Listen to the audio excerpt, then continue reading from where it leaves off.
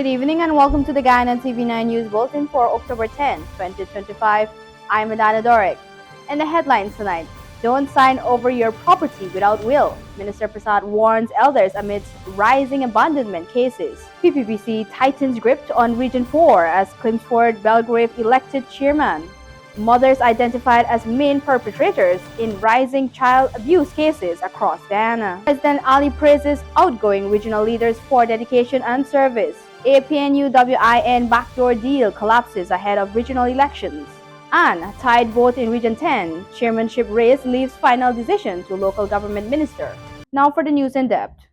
Minister of Human Services and Social Security, Dr. Vindhya Prasad, is urging senior citizens not to unprocedurally sign over their properties, warning that doing so can lead to serious consequences, including neglect, abandonment, and in some cases, homelessness. I always say to them, tell anybody if they have a problem, come and talk to me. When I go out there, I say, don't sign over. Stay in your house, live there, and make a will. We must promote the will making thing so that people are not left on their own. That was Minister of Human Services and Social Security, Dr. Vindhya Prasad, urging senior citizens not to sign over their properties during a candid conversation on the Starting Point podcast. Dr. Prasad highlighted a disturbing trend where elderly individuals, after transferring ownership of their homes to relatives, are being cast out, and she made a heartfelt appeal to families. And my personal pet peeve is where a lot of seniors are signing over their properties to their family members. Now, don't get me wrong. I know that's their personal choice, but we see the fallout of it, where 2 weeks after someone signs over their entire house, they're on the road. Wow. They're abandoned at Hugo Chavez. And something else. We see a lot of dumping of seniors, whether at the hospitals or at any of our institutions. My thing is, if you know you can't care for your parent, come and talk to us and let's find a good solution for your parent. While acknowledging the government's role in elder care, Dr. Prasad stressed that the responsibility also lies with the families. But it really comes back to families out there and people being caring. I mean, there's no other way to put it. People being caring and not just taking from the older folk and leave. The minister also shared updates on key government initiatives aimed at improving elder care in Guyana.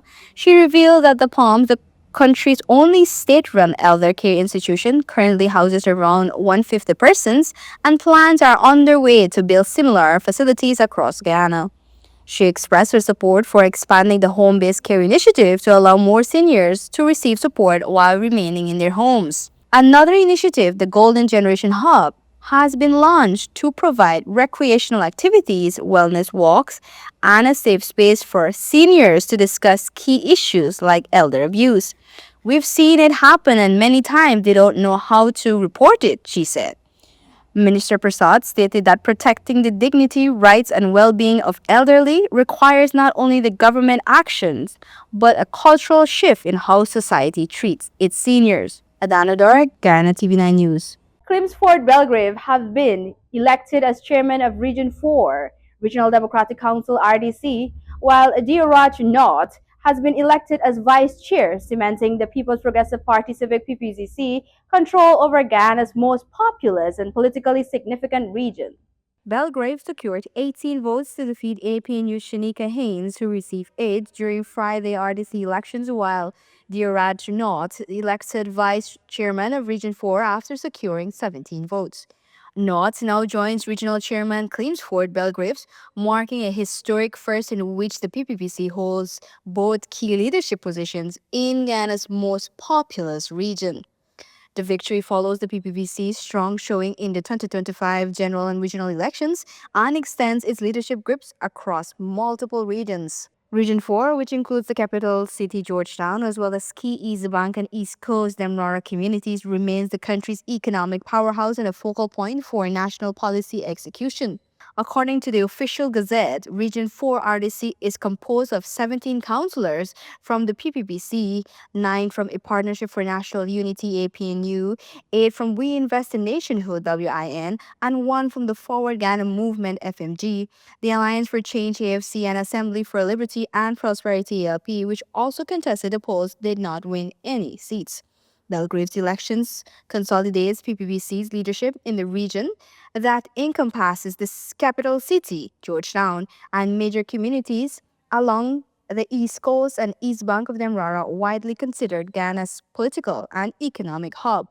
The party's sustained regional success, coupled with its national mandate, positions it to advance key development and governance priorities, ensuring that local councils remain closely aligned with the broader national growth agenda. Belgrave's chairmanship comes as the PPPC continues to emphasize inclusive governance, regional empowerment, and improved service delivery across Ghana's 10 administrative regions. In brief remarks following his election, Chairman Belgrave expressed gratitude to councillors for their confidence and pledged to serve all residents of Region 4. Quote, "This is just not a victory for the PPBC. It's a victory for the people of Region 4, Belgrave said. Our focus now is on delivering results, improving services, and ensuring that every community feels the impact of government at work." End of quote. In the 2025 general and regional elections, the PPBC secured a commanding 87,536 votes in Region 4.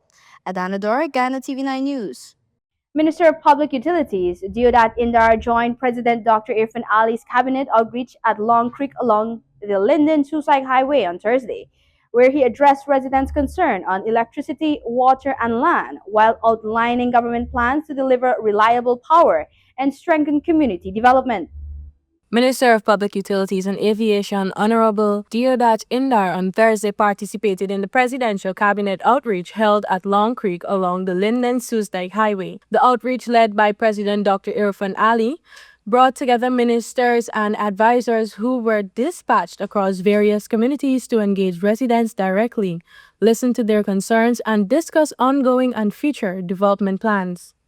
The minister explained that all issues raised during the outreach are documented in a centralized government database. Each concern is then assigned to the relevant agency responsible for resolving it, ensuring proper follow-up and accountability. He said this approach allows the administration to respond to a wide range of issues, both those directly related to his ministry and other that affect residents' daily lives. The process is that how we work as a government is that it goes into a standard database where the issues that raised will be allocated to an agency, and the agency have to follow up and get it done.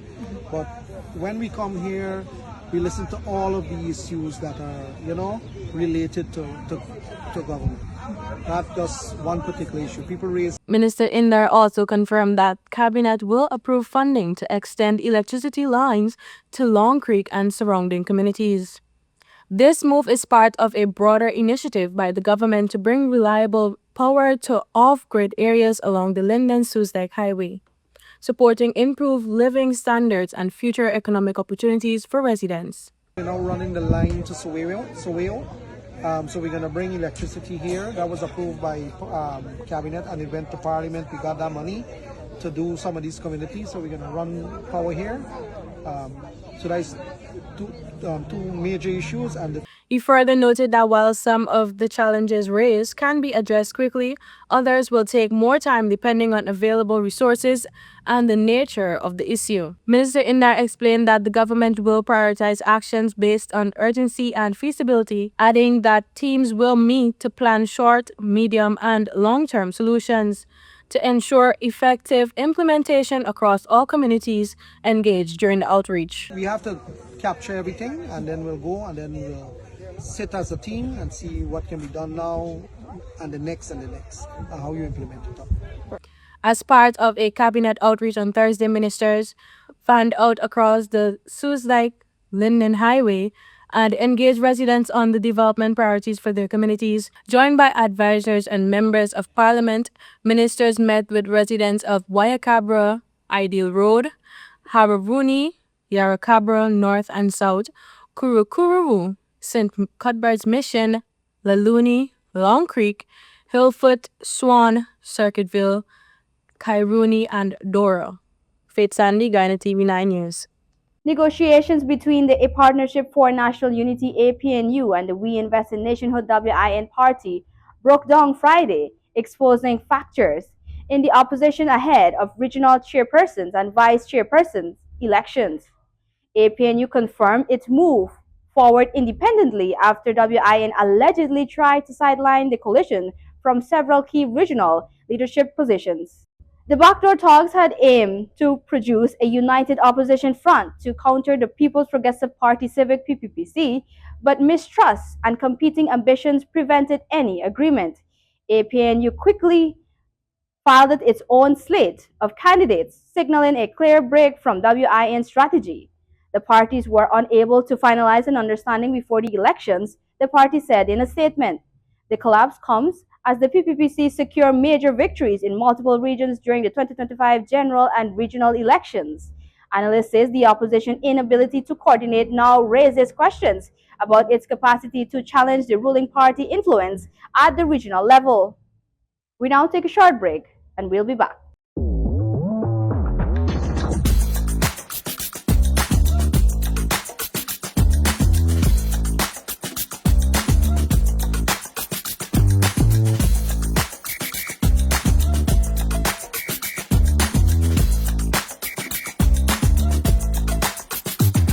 Want to place your death announcements and in memoriam messages on Channel 9? Call 592-761-5006, 710-5008, 600-5006. Or visit our office at Lot 85A Lamaha Street, Albertown, Georgetown, Century 21 Building. Welcome back. You're watching the Ghana TV9 News. The contest for the Region 10 Upper Demrara Upper Berbice chairmanship ended dramatically on Friday after a 9-9 tie between Dominic Blair of a Partnership for National Unity APNU and Mark Goring of the We Invest in Nationhood WIN party. The deadlock now places the final decision in the hands of the Minister of Local Government and Regional Development, Priya Manikchand, who will be required to convene a special meeting to cast the deciding vote. In a surprising twist, councillors from the People's Progressive Party Civic, PPPC, and the Forward Ghana Movement, FGM, voted alongside APNU to support Blair's nomination, effectively neutralizing Wynn's majority advantage. Following the 2025 general and regional elections, Region 10's councillors was distributed as follows. 9 seats went to the WIN party, the APNU 5, People's Progressive Party 3, and FGM 1. Traditionally considered an APNU stronghold, Region 10's political dynamics shifted when Wynne emerged as the largest single bloc in the 2025 polls. The full list of elected councillors includes a Partnership for National Unity, Dominic Blair, Suzette Gordon, Donna Perry, Faye Rodrigues, and Orlon Rogers. Forward Ghana Movement, FGM, Shondell Jerrick, People's Progressive Party Civic PUPC, Odessa Adams, Sarah Gibson, and Nikita Roberts. We Invest in Nationhood, We Invest in Nationhood WIN, Denzel Chapman, Tamika Duke, Nandi Miriam Fitku, Mark Goring, Michelle Hope, Leola Narain, Yoland Ned, Judith Wade Martin, and Hubert Williams. The minister's upcoming decision is expected to determine not only who leads the region's Regional Democratic Council, but also the balance of political power in one of Ghana's most strategically significant regions. Calvin Abrams. President Dr. Mohamed Irfan Ali has congratulated the PPPC's regional chairpersons and vice chairpersons on completing their tenure, praising their dedication in turning government plans into tangible improvements across the region. Ali noted that their efforts contributed significantly to the party's recent election victory, strengthening public confidence in its people-centered development agenda. He emphasized that their experience and leadership will continue to be vital in advancing Ghana's growth and unity.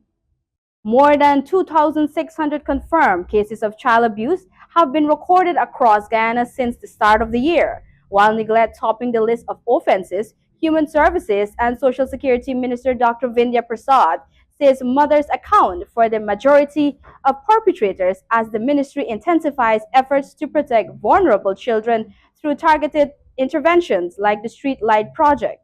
According to Dr. Prasad, mothers are the main perpetrators in these incidents, while fathers and other individuals account for the remaining cases. More than 2,600 verified cases of child abuse have been recorded across Guyana since the start of the year, with neglect ranking as the leading cause, followed by physical and sexual abuse. The figures were disclosed by Minister of Human Services and Social Security Dr. Vindhya Prasad during the latest episode of the Starting Point podcast. So they would have had over 2,800 reported cases. Of that, we found 2,600 plus of those to be actual cases. Wow. And every one of those cases would have been investigated at 2,000, because we had to investigate all to come to that. Now, Are these cases of sexual abuse? varying. Now, the topmost cause is neglect, not sexual abuse as you would think of it. In fact, in the highest percentage is neglect, then comes physical abuse, then comes sexual abuse. In terms of perpetrators, the people at the top of the list are actually mothers, then fathers, then anyone else. To address the crisis, the ministry has been implementing several child protection measures through agencies such as the Child Care and Protection Agency and the Family Enhancement Services Unit. Among them is the Streetlight Project, which seeks to rescue and rehabilitate children found living or working on the streets. So far, 30 children have been removed this year, and half of them, along with their families, received welfare and job placement support. Despite these interventions, some children end up back on the streets, a situation Dr. Prasad described as deeply troubling. Started 3 years ago, the Streetlight Project. This was a recognition of children on the street for various reasons. Children on the street begging, yes, but children on the street engaging in all kinds of things. That is neglect. And so we have picked up 30 children this year, and we have worked with not only the child, but their families. In response to reoccurring cases, the ministry plans to introduce a night shift rapid response unit to monitor at-risk children and respond swiftly to emergencies. However, Dr. Prasad acknowledged that the limited number of child protection officers continues to challenge the ministry's effort. At present, more than 350 children are being cared for by the state. When a child is removed from a harmful environment, a forensic interview is conducted in the presence of law enforcement, child protection officials, and a family representative to ensure the process is handled with sensitivity. Faith Sandy, Guyana TV9 News. While acknowledging that Guyana's tourism sector largely depends on personal interactions, President of the Tourism and Hospitality Association of Guyana, Mitra Ramkumar, remains confident that technology will significantly enhance the industry. He expressed enthusiasm for President Ali's vision for a more technologically advanced Guyana, noting that his organization fully supports the initiative. Colin Abrams has more. President Dr. Muhammad Irfan Ali's bold initiative to modernize Guyana through the digitization of identification cards, the expansion of online services, and the enhancement of urban infrastructure has been met with widespread praise and support from citizens and local stakeholders. In an exclusive interview with Guyana TV9 News, Mitra Ramkumar, president of the Tourism and Hospitality Association of Guyana TAG, expressed his organization's full support for the initiative, emphasizing that TAG welcomes efforts to make Guyana a more technologically advanced nation. He explained that the era of pen and paper is long behind us, and embracing technology will significantly ease the work of tour operators. So we have to use technology, we have to embrace technology. And I'm happy to hear, because tourism as well, and much of our members, you have to use the government services. We have to access all of the government ministries for different reasons, different permits and so on. And so I'm happy to hear that we are going to be digitizing those services. So Ramkumar noted that frequent backlogs in various government services often lead to delays in tour operators obtaining the necessary permits. However, he welcomed President Ali's push for digitization, emphasizing that it is a timely and much needed solution. I am very encouraged to know that we are going to go digital, and I would have listened to the new minister, Zulfikar Mustafa, and I am encouraged by his enthusiasm in terms of getting it done, in every single ministry of the government. A Upon assuming her role as the Minister of Tourism, Industry and Commerce, the Minister Susan Rodriguez met with representatives of TAG to foster a collaborative working relationship and to align strategic priorities for the sector. During a press conference in the latter part of September at his office, President Ali spoke of an ambitious national digitization program focusing on digital infrastructure, artificial intelligence, cross-agency collaboration, and integration of ICT services. This undertaking could see most government services fully digitized before the end of the second quarter of 2026. Thank you, Colwyn. Ghana is making major strides in boosting food security and cutting import costs across the region. The agriculture minister says the country's soya production is set to double by 2026, a move that could position Ghana as a leading soya exporter within the Caribbean. Minister of Agriculture Zulfikar Mustafa says Guyana is on track to significantly expand its soya cultivation as part of the government's broader agricultural and food security agenda. Currently, more than 5,000 acres of soya are under cultivation, with farmers recording a record of 12,000 acres in 2024. By next year, the government expects to double that figure, with 12,000 acres are being planted twice per year. Minister Mustafa says the expansion will establish a foundation for consistent, large-scale production, helping Ghana not only meet domestic demand but also supply other Caribbean nations. He noted that the move will also reduce import dependence and save the country an estimated US $40 million annually. Today, Guyana is producing large-scale production in corn and soya. For the first time in our country's history, we are producing corn and soya. And I'm hoping by next year, we can be self-sufficient in producing all our needs to reduce the import bill of corn and soya by 40 million US dollars. The initiative supports the CARICOM 25 by 2025 plus 5 plan, which aims to cut the region's food import bill by 25%. As the lead nation for agriculture and food security in CARICOM, Ghana continues to modernize its farming practices through improved drainage, irrigation, and new technology. Minister Mustafa says the country's long-term goal is clear: to ensure food sustainability and reaffirm Ghana's reputation as the Caribbean's breadbasket. Adana Dora, Ghana TV9 News. Turning now to some international news. New York Attorney General Letitia James, a longtime foe of U.S. President Donald Trump, has been indicted for bank fraud, the Reuters news agency has reported, citing a person familiar with the matter as the administration seeks to use government power against those who have pursued investigations into Trump or publicly resisted his agenda. On Thursday, a 7.4 magnitude earthquake struck off the southern Philippines, killing at least 2 people and damaging several buildings. The powerful tremor triggered tsunami warnings and widespread evacuations before authorities declared the threat over. And that has brought us to the end of tonight's newscast. Remember to check out our Facebook and YouTube platforms at GOI TV9 for more trending stories. I'm Adana Doric. Good night.